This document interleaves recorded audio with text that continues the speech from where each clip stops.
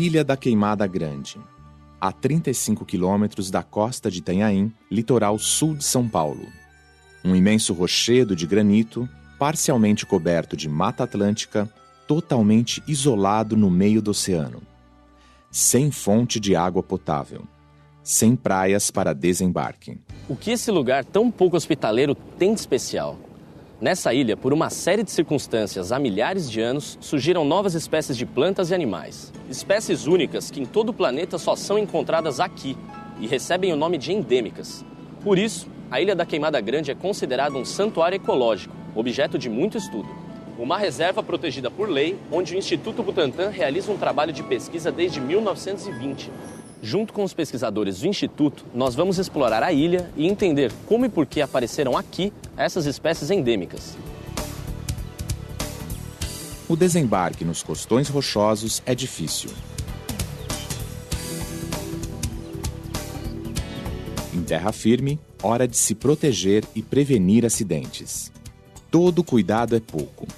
Aqui, numa área de 43 hectares, o equivalente a 40 campos de futebol, vivem cerca de 30 espécies de aves, algumas espécies de anfíbios e lagartos, 70 espécies de aranhas e 2.300 espécies de cobras venenosas. A Queimada Grande é considerada o maior serpentário natural do país. Estima-se que mais de 15 mil cobras vivam nesta pequena ilha, a maior concentração de serpentes por metro quadrado do mundo. Seguimos a trilha mata adentro e logo começamos a notar a sua presença. Subindo nos troncos, enrodilhada nos galhos, camuflada entre as folhagens, pendurada apenas pela cauda, lá está a jararaca ilhoa. A cobra tem a pele amarela, puxando para o dourado com manchas marrons, e não passa de 1 metro de comprimento. Entre as espécies endêmicas da ilha, a jararaca ilhoa ocupa o topo da cadeia alimentar, ou seja, ela se alimenta de vários animais e praticamente não possui um predador que a ameace. Está totalmente adaptada e domina o habitat. O que será que ela tem de tão diferente das outras jararacas a ponto de ser considerada uma nova espécie? Como e por que teria surgido aqui nessa ilha uma espécie de jararaca tão diferente? Os cientistas chamam o aparecimento de uma nova espécie de especiação, e a jararaca ilhoa é um caso clássico de especiação por isolamento geográfico. Para entender o que aconteceu aqui, precisamos fazer uma viagem no tempo geológico do planeta. A ilha fica numa área que se formou há 55 milhões de anos, em um desdobramento da Serra do Mar, e já foi ligada ao continente em diferentes períodos do passado. Quando terminou a última glaciação do planeta, entre 10 mil e 12 mil anos atrás, o nível dos oceanos se elevou com o degelo das calotas polares. Toda a área onde fica a ilha foi inundada, exceto essa parte mais elevada que acabou cercada pelo mar.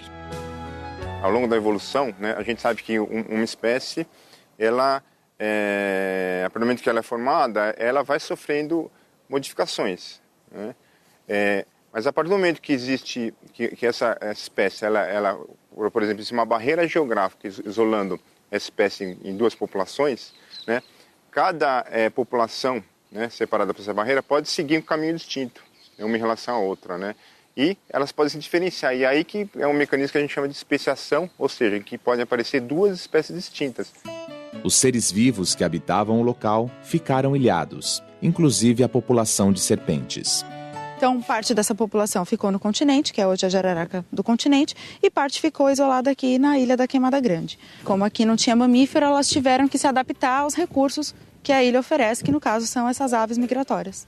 Esses animais que conseguiam se alimentar de aves, eles foram sendo selecionados positivamente, eles possuíam uma vantagem, e ao longo do tempo esses animais foram se acasalando entre si e gerando então essa nova espécie da jararaca ilhoa, que tem essa especialização de se alimentar de aves e subir em árvore. E isso é uma vantagem adaptativa e por isso essa vantagem é transmitida ao longo das gerações. Como no continente tem os mamíferos, as jararacas de lá continuaram se alimentando de mamífero roedor.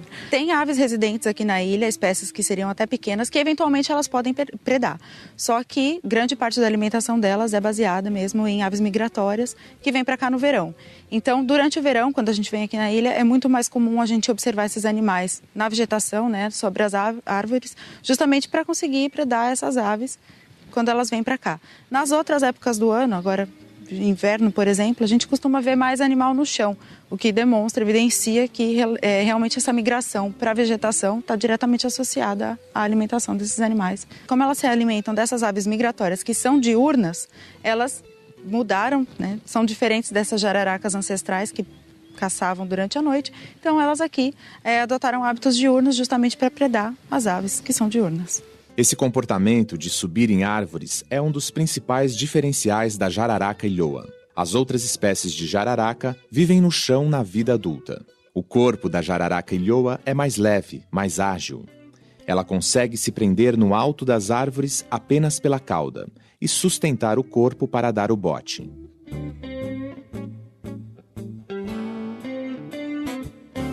As jararacas do continente, elas se alimentam de roedores. Então, as toxinas do veneno delas são específicas para matar mais rapidamente mamíferos.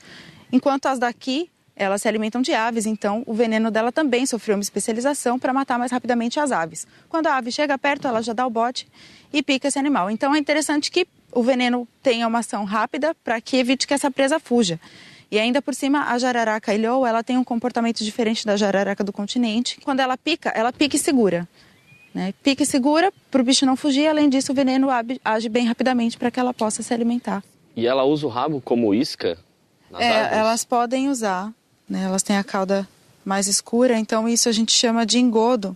Então elas ficam enrodilhadas e ficam só com a pontinha da cauda, fazendo um movimento parecido com lagarta para atrair os pássaros. E aí quando eles chegam, elas dão o bote. Ao longo das gerações, as características que apresentam vantagem adaptativa são transmitidas para as novas gerações. Foi isso que aconteceu com a jararaca ilhoa. Na população de jararacas da ilha, surgiram ao acaso alguns indivíduos que conseguiam subir em árvores e assim se alimentar de aves migratórias que pousavam nos galhos. Essa diferença era uma grande vantagem em relação às demais serpentes, que tinham de competir entre si e com outros animais pelo pouco alimento que encontravam no chão. A quantidade de indivíduos que conseguiam subir em árvores começou a crescer dentro da população de jararacas, aumentando também os cruzamentos entre eles. Dessa forma, essa característica passa a ser cada vez mais frequente naquela população.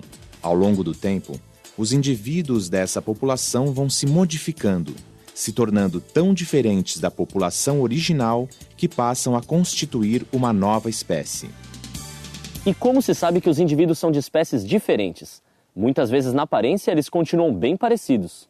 O conceito biológico de espécie, ele prediz, né, que duas populações são consideradas de espécies distintas quando elas não conseguem acasalar por alguma diferenciação morfológica, comportamental, enfim, qualquer coisa.